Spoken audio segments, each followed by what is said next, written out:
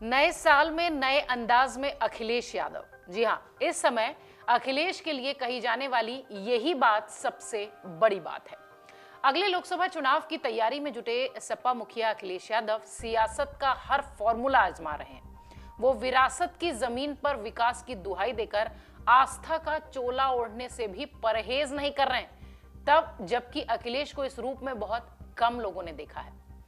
हम ये इसलिए कह रहे हैं क्योंकि मंगलवार को जिस तरह से धार्मिक कार्यक्रम में उन्होंने सक्रियता दिखाई, उससे इस बात का इशारा तो जरूर मिल गया कि अब सियासी गलियारों में अखिलेश वो अखिलेश नहीं है जो कि इस तरीके के धार्मिक जगहों पर जाने या धार्मिक चोला ओढ़ने से परहेज या गुरेज करते थे। सियासी गलियारों में उनकी इस सक्रियता को लेकर अब चर्चाएं भी तेज हो रही हैं। दरअसल सपा मुखिया अखिलेश यादव मंगलवार को अलग ही अंदाज में नजर आए। शहर के सिद्धपीठ मां फूलमती देवी मंदिर में आयोजित श्री राम कथा में पहुंचना और वहां संतों को सम्मानित करके उनके साथ पंगत में भोजन करने की उनकी जो तस्वीर सामने आई, उस पर नई सियासी तैयारी चल रही है। अखिलेश के दिमाग में और उनकी रणनीति में यह दिखाई देने लगे हाथ वो कन्नौज में अपनी सरकार में कराए गए विकास कार्यों की दुहाई देते भी यहां नजर आए। सियासी पंडित ये मानते हैं कि 2 दशक से ज्यादा समय तक कन्नौज पर पकड़ रखकर इसे अपना गढ़ बना चुकी अखिलेश यादव की पार्टी समाजवादी पार्टी यहां की खोई हुई जमीन को फिर से हासिल करना चाह रही है। शायद इसलिए ये सारा एड़ी चोटी का जोर अखिलेश यादव की तरफ से लग रहा है। अब हो भी क्यों ना, क्योंकि अखिलेश के ऊपर ही सारा दारोमदार है। वो खुद भी यहां से अलग लोकसभा चुनाव लड़ने का इशारा कर चुके हैं। इसलिए वो न सिर्फ यहां समय समय पर पहुंच रहे हैं, बल्कि धार्मिक और सामाजिक आयोजनों में भी शिरकत कर रहे हैं। यानी कन्नौज में खोई जमीन को मजबूत करने तलाशने के लिए अखिलेश यादव एक नए रंग में नजर आ रहे हैं। मंगलवार का दिन था और फूलमती देवी मंदिर में श्री राम कथा का समापन हो रहा था। वहां अखिलेश यादव नजर आए। वहां पहुंचकर संतों का आशीर्वाद लिया। ये आशीर्वाद लेना और वहां पहुंचना अलग नजरिए से सियासी गलियारों में देखा जा रहा है। इस कार्यक्रम पर यहां उन्होंने भाजपा पर विकास कार्यों की अनदेखी करने का भी आरोप लगाया। यानी वहां पहुंचने के बावजूद भी उन्होंने भाजपा पर हमला करना नहीं छोड़ा, कानून व्यवस्था पर सवाल खड़े किए और तमाम जो एक राजनीतिक व्यक्ति कहीं पहुंचता है तो करता है, अपने जो भी सत्ताधारी दल होते हैं उनके ऊपर हमला, वो अखिलेश यादव करते नजर आए। लेकिन उनका ये अंदाज जो था वो निश्चित तौर पर सियासी पंडितों के लिए अब चर्चा का विषय बन गया कि अखिलेश वो अखिलेश नहीं है जो कि अब तक दिखाई पड़ रहे थे। कन्नौज का जिक्र हम इसलिए बार बार कर रहे हैं क्योंकि कन्नौज से ही सियासी करियर या यूं कह लीजिए कि सियासी सफर की शुरुआत अखिलेश यादव ने की थी और यहीं पर पैर जमाकर वो आज इतने बड़े दल के नेता हैं और इतने बड़े दल को संभाल रहे हैं। 2 दशक पहले कन्नौज से ही अपनी सियासी पारी का आगाज करने वाले सपा के मुखिया अखिलेश यहां की खोई हुई जमीन को फिर से हासिल करने की जुगत में लगे हैं। यही वजह है कि पिछले साल विधानसभा चुनाव में यहां मिली करारी हार के बावजूद उन्होंने अपनी सक्रियता में कोई कमी नहीं की। खुद ही यहां से चुनाव लड़ने का संकेत दे चुके हैं। सपा मुखिया अब हर जो भी उनका कार्यक्रम होता है वहां पर पहुंचते हैं और कन्नौज की जमीन पर लोगों से मुलाकात करते हैं। कन्नौज पहुंचकर वो स्थानीय मुद्दों को भी उठाते हैं, भाजपा की घेराबंदी भी करते हैं। अब ये कहने में कोई गुरेज नहीं है कि पूरी तरह से चुनावी मोड में अखिलेश यादव भी नजर आ रहे हैं और नए साल की शुरुआत के साथ अखिलेश वो अखिलेश नहीं है जो कि हमेशा से देखे जाते रहे। अखिलेश का तेवर बदला है, अखिलेश का अंदाज बदला है, अखिलेश आक्रामक हुए हैं। साल 2022 के विधानसभा चुनाव में कन्नौज की तीनों विधानसभा सीट गंवाने के बावजूद उनकी ये सक्रियता इशारा कर रही है कि पिक्चर अभी बाकी है मेरे दोस्त, क्योंकि अभी से वो यहां लोगों के बीच में जाकर सियासी संदेश देने की कोशिश कर रहे हैं। जोरों शोर से यहां स्थानीय मुद्दा वो उठाते हैं। विधानसभा की घेराबंदी करते भी उनको देखा गया है। अखिलेश यादव कन्नौज में विकास के मुद्दों को लेकर लगातार हमलावर रहे हैं। अब तक इत्र पार्क न बनने पर भी उन्होंने विधानसभा में सरकार को घेरा था। वो वीडियो सोशल मीडिया पर बहुत वायरल हुआ। शहर से लेकर जिले में अलग अलग जगहों पर जिस तरीके से रुके हुए प्रोजेक्ट पड़े हुए हैं उसे लेकर वो हमेशा सरकार पर हमलावर रहे हैं। यानी अगर देखिए तो पूरी तरह से कन्नौज को वो अपना केंद्र बनाकर लगातार योगी सरकार और भाजपा को घेरने में कामयाब होते दिख रहे हैं। ये एक बड़ी बात है क्योंकि नए साल में अखिलेश आक्रामक नजर आ रहे हैं। पुराने लोगों के खुशी गम में शामिल होकर वो अपनी नजदीकियां बढ़ा रहे हैं। वो पुराने लोग जो कि मुलायम सिंह यादव के समय से समाजवादी पार्टी के साथ जुड़े रहे हैं और अखिलेश यादव से बीच में थोड़ी सी नाराजगी की वजह से अलग हो गए थे। अखिलेश की सक्रियता का अंदाजा अब इस बात से लगाइए कि अपने सांसद रहते हुए यहां के पुराने लोगों से वो नजदीकियां बढ़ा रहे हैं। कन्नौज की जमीन पर मशहूर इत्र व्यवसायी के साथ उनकी कई सारी जो है तस्वीरें वायरल होती रही हैं, लेकिन इस बीच एक तस्वीर जो वायरल हुई वो थी मशहूर इत्र व्यवसायी त्रिलोकीनाथ टंडन के निधन पर। उनके निधन के बाद जब वो अपने सधे अंदाज में उनके घर पहुंचे थे, अखिलेश यादव निधन पर उनके घर जाना नहीं भूले, परिवार से मिलकर उनको सांत्वना दी।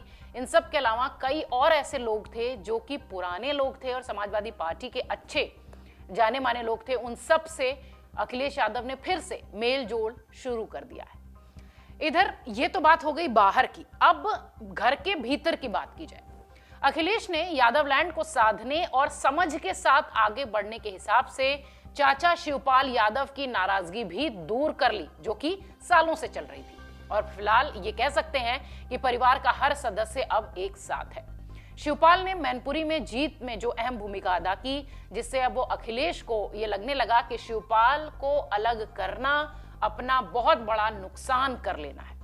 अखिलेश यादव ने ये बात भी कही, लगातार अब शिवपाल यादव भी हम परिवार एक हैं, हम समाजवादी हैं, इस तरीके के बयान दे रहे हैं। इससे ये लगता है कि अब पार्टी के भीतर तो छोड़िए, घर में फिलहाल सब कुछ ठीक है। अखिलेश अब चाचा शिवपाल को लेकर आगे बढ़ना चाहते हैं और उन्हें भी बड़ी जिम्मेदारी देना चाहते हैं। इसकी तैयारी भी चल रही है क्योंकि पिछले कई दिनों से उत्तर प्रदेश के सियासी गलियारों में चर्चा तेज है कि शिवपाल यादव अब बहुत ही बड़ी जिम्मेदारी के साथ समाजवादी पार्टी के मंच पर नजर आएंगे। इसके लिए खास दिन का इंतजार हो रहा है, इसलिए अखिलेश यादव उसकी घोषणा अभी तक नहीं कर रहे हैं। मैनपुरी लोकसभा उपचुनाव में एक तरफा जीत से उत्साहित समाजवादी पार्टी के प्रमुख अब 2024 के लिए जुट चुके हैं और जैसा कि अभी हमने बताया कि वो पार्टी और परिवार दोनों को मजबूत करने की कोशिश में है। पिता मुलायम सिंह की तरह ही अखिलेश भी राजनीति के नए नए दाव आजमा रहे हैं। जैसा कि अभी हमने कहा कि वो नए अंदाज में नजर आ रहे हैं। 2024 में बीजेपी को मात देने के लिए यादव लैंड के बाद अखिलेश दलित राजनीति में भी सेंध लगाने की कोशिश में है, क्योंकि 2022 के विधानसभा चुनाव में हार के बाद अखिलेश यादव ने ये तो तय कर लिया था कि रणनीति बदलनी है, लेकिन कब से ये तय नहीं हो पाया था। और अब नया साल शुरू होते ही नए अखिलेश नई रणनीति और नई सपा के साथ नजर आते हैं। हाल ही में हुए खतौली और रामपुर के उपचुनाव में भी चंद्रशेखर सपा गठबंधन कैंडिडेट के समर्थन में प्रचार करते नजर आए। तब भी माना जाने लगा कि अखिलेश का ये दाव बहुत मजबूत है, चंद्रशेखर को वो साथ लेकर आए हैं, दलित चेहरा है वो। माना यह भी जा रहा है कि 2024 में चुनाव में चंद्रशेखर सपा गठबंधन के साथ चुनाव लड़ते नजर आएंगे। इधर अगर देखा जाए तो सपा की कमान मिलने के बाद अखिलेश ने 5 सालों में कई सारे प्रयोग किए। इसमें दलित वोटरों को साधने की कोशिश की, ओबीसी को साथ लाने की कोशिश की। ये सारी कोशिशें कहीं ना कहीं प्लस माइनस में कामयाब या नाकामयाब हुई, लेकिन अखिलेश का जो एक एक्सपेरिमेंट था वो लोगों ने बहुत सराहा। 2022 के चुनाव में 403 में से 111 सीटें ही जीतकर सपा आई, लेकिन फिर भी यूपी विधानसभा की दूसरी सबसे बड़ी पार्टी बनकर उभरी। पूर्वांचल के गाजीपुर हो, अंबेडकर नगर हो, आजमगढ़ हो, कौशाम्बी हो, ऐसे बहुत सारे जिले रहे जहां पर सपा ने बहुत जबरदस्त प्रदर्शन किया और एक तरफा जीत हासिल की। पूर्वांचल के साथ साथ सपा यादव लैंड में भी खासा मजबूत होकर उभरी। वेस्टर्न यूपी में थोड़ी कमजोरी दिखाई पड़ी, वहां जमीन खिसकती दिखाई पड़ी, लेकिन अब उस जमीन को मजबूत करने के लिए बहुत तेजी से अखिलेश यादव मैदान में है। पश्चिमी उत्तर प्रदेश की बात करें तो 27 लोकसभा में से सिर्फ 3 सीटें सपा के पास हैं। ऐसे में अखिलेश के लिए यहां मजबूत उपस्थिति दर्ज कराना एक बड़ी चुनौती है, जो कि हम लगातार कह रहे हैं कि वो इन जमीनों पर, इन इलाकों में बहुत मजबूती से काम कर रहे हैं। अखिलेश ने एक एक्सपेरिमेंट और किया। लोकसभा चुनाव 2019 से पहले अखिलेश ने मायावती के साथ गठबंधन कर लिया, लेकिन इसका फायदा उन्हें नहीं मिला। गठबंधन के तहत 38 सीटें बसपा और सपा 37 और 3 सीटों पर रालोद ने चुनाव लड़ा था। सपा को 37 में से मात्र 5 सीटों पर जीत मिली, जबकि बसपा 10 सीटें जीतकर बीजेपी के बाद दूसरी बड़ी पार्टी बन गई। 2014 के चुनाव में बात करें तो बसपा को एक भी सीटें नहीं मिली थी। हालांकि 2014 में सपा के हिस्से 5 सीटें जरूर आई थी।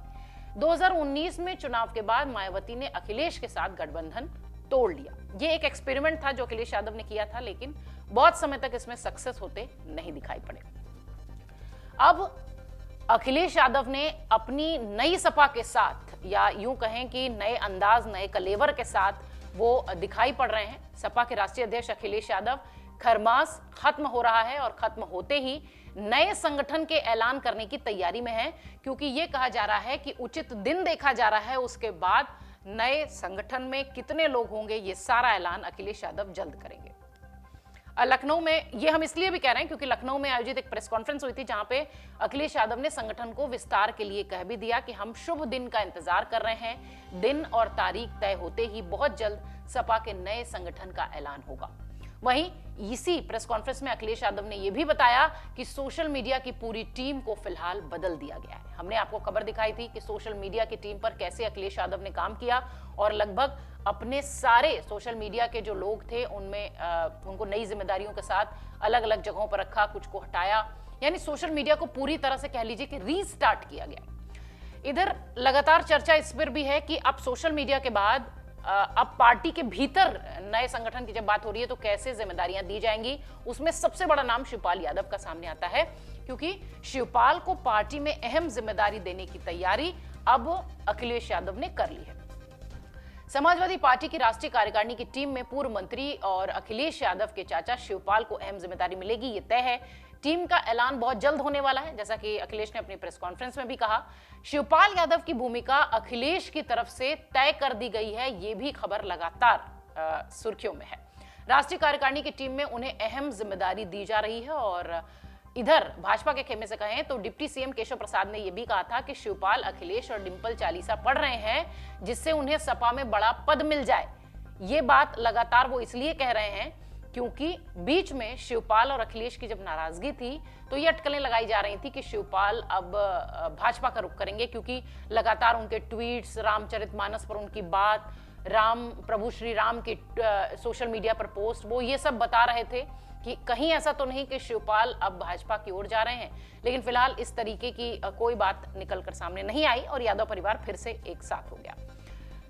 केशव प्रसाद मौर्य की बात करें तो शिवपाल ने उन्होंने बताया कि जिस तरीके से उन्होंने शिवपाल यादव को ये कहा कि वो बड़ा पद मिल जाए, इसके लिए वो माला जप रहे हैं अखिलेश और डिंपल की।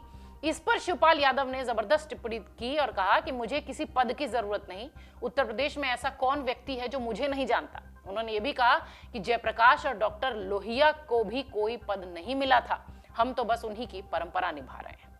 लेकिन इसमें कोई संदेह नहीं कि शिवपाल को बड़ी जिम्मेदारी मिलती हुई दिखाई पड़ेगी। इधर अखिलेश यादव पार्टी के भीतर की चीजें संभालते संभालते पिछले कई समय से परेशान भी दिखे। आजम खान के मुद्दे पर वो हमेशा से गिरते नजर आए। अखिलेश पिछले कई समय से आजम खान के मामले में भीतर ही बगावती सुर झेल रहे थे, लेकिन मैनपुरी उपचुनाव से पहले उन्होंने सब कुछ ठीक है जैसी स्थिति बना ली है, क्योंकि अभी जो बगावती सुर हैं वो फिलहाल थोड़े कम दिखाई पड़ते हैं। लेकिन आज इसकी चर्चा इसलिए भी हो रही है क्योंकि अखिलेश को अपने पार्टी के भीतर का जो बवाल है उसे शांत करना बहुत बड़ी चुनौती है। विधानसभा चुनाव में हार के बाद से ही कई ऐसे मौके आए, कई ऐसे मोर्चे आए जबकि अखिलेश यादव को बगावत का सामना करना पड़ा। फिर चाहे चाचा शिवपाल यादव की नाराजगी हो, फिर चाहे आजम खान को जो है उनके लिए कुछ न बोलना, कुछ न करने की बात हो, इसको लेकर वो लगातार घिरते नजर आ रहे थे। फिलहाल अभी जो इस वक्त स्थिति बनती दिख रही है उसमें ये कि कहीं ना कहीं दबे छुपे कुछ ऐसे भी बगावती सुर दिखाई पड़ते हैं। आजम खान का संदर्भ अगर लें तो आजम खान की मुस्लिम समुदाय में वोटर्स पर बेहद मजबूत पकड़ है और ऐसे में अखिलेश की चिंता बहुत ज्यादा बढ़ती दिखाई देती है। अगर वो पार्टी छोड़ते हैं तो मुस्लिम समुदाय का एक बहुत बड़ा तबका सपा का साथ छोड़ देगा, जो कि बहुत बड़ा नुकसान है। और इसीलिए आजम खान को मनाने की कोशिश में वो हमेशा से जुटे रहे और ये जो बगावती सुर था ये उन्हें लगातार बहुत समय तक झेलते रहना पड़ा। हालांकि ये कहना बड़ा असंभव सा है कि अभी वो सारी चीजें ठीक हो गई हैं, क्योंकि अभी भी बहुत मौकों पर यह दिखाई पड़ता है कि अखिलेश यादव से उनके पार्टी के भीतर ही बेहद लोग नाराज और खफा दिखाई पड़ते हैं।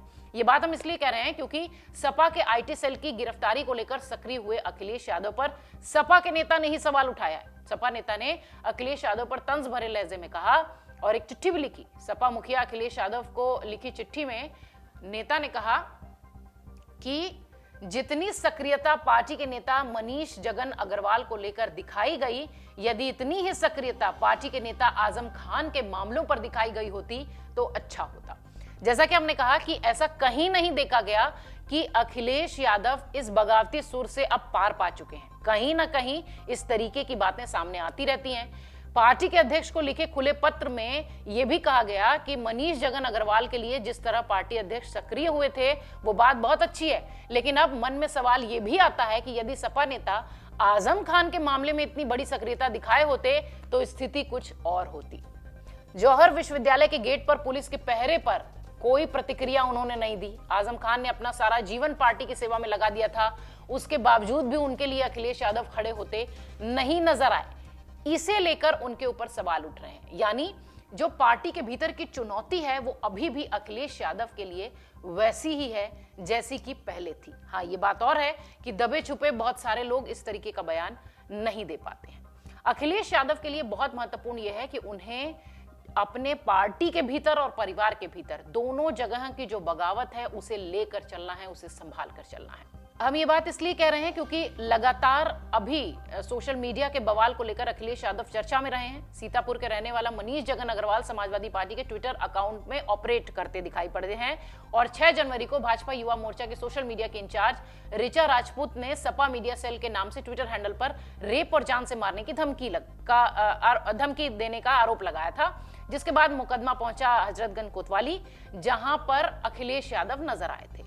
अब मुख्यमंत्री अखिलेश यादव जब वहां दिखाई पड़े जितनी सक्रियता के साथ, तो ऐसा लगा कि भाजपा को घेरने के लिए छोटे से छोटा मुद्दा भी अखिलेश यादव छोड़ना नहीं चाहते और उसमें वो सक्सेसफुल होते दिखाई भी पड़े, क्योंकि ये मुद्दा ऐसा था कि इस पर भाजपा घिरती नजर आई। और अखिलेश यादव का पुलिस मुख्यालय पहुंचने का वीडियो भी वायरल हुआ, जहां उन्होंने चाय और जहर की भी बात की। वो सब भी बहुत ज्यादा सुर्खियां बटोरता दिखाई पड़ा। अखिलेश ने पूरे मसले पर भाजपा पर हमला बोलने में कामयाबी भी हासिल की। अब जैसा कि हम शुरुआत से कह रहे हैं कि अब अखिलेश यादव पिछले कुछ समय से अगर देखा जाए तो बेहद आक्रामक और सधे अंदाज में नजर आते हैं। मुलायम सिंह के निधन के बाद पार्टी और परिवार दोनों की जिम्मेदारी अखिलेश के कंधों पर है। अभी तक पार्टी के सीनियर लीडर्स के साथ साथ परिवार को जोड़े रखने के लिए भी मुलायम सिंह यादव हमेशा आगे रहते थे और उन्हीं की भूमिका अहम मानी जाती थी। लेकिन अब अखिलेश ये जान चुके हैं कि ये सारी जिम्मेदारी मेरे कंधों पर आ चुकी है। ऐसे में अखिलेश को सबको साथ लेकर आगे बढ़ने की कोशिश करनी है, ये वो बखूबी जानते हैं। राजनीतिक पंडित ये इस बात को मानते हैं कि अखिलेश को अब पार्टी के युवा और बुजुर्ग नेताओं के बीच तालमेल बैठाना सीखना होगा और अखिलेश इस पर काम भी कर रहे हैं। उनके बीच पुलिया जैसा काम करना होगा, एक ब्रिज की तरह काम करना होगा, क्योंकि यही काम मुलायम सिंह यादव हमेशा से करते रहे। इन सब के अलावा परिवार को भी एकजुट रखने की जो कोशिश है वो भी अखिलेश यादव को ही करनी पड़ेगी। इसलिए भी शायद अखिलेश यादव नए साल से नए अंदाज, नए कलेवर, नए रूप में दिखाई पड़ते हैं। डाउनलोड करें अमर उजाला ऐप और पाएं खबरें लगातार। अगर आप ये वीडियो YouTube पर देख रहे हैं तो हमारे चैनल को सब्सक्राइब करें और बेल आइकन को दबाना ना भूलें। अगर आप Facebook पर ये वीडियो देख रहे हैं तो हमारे पेज को लाइक करें।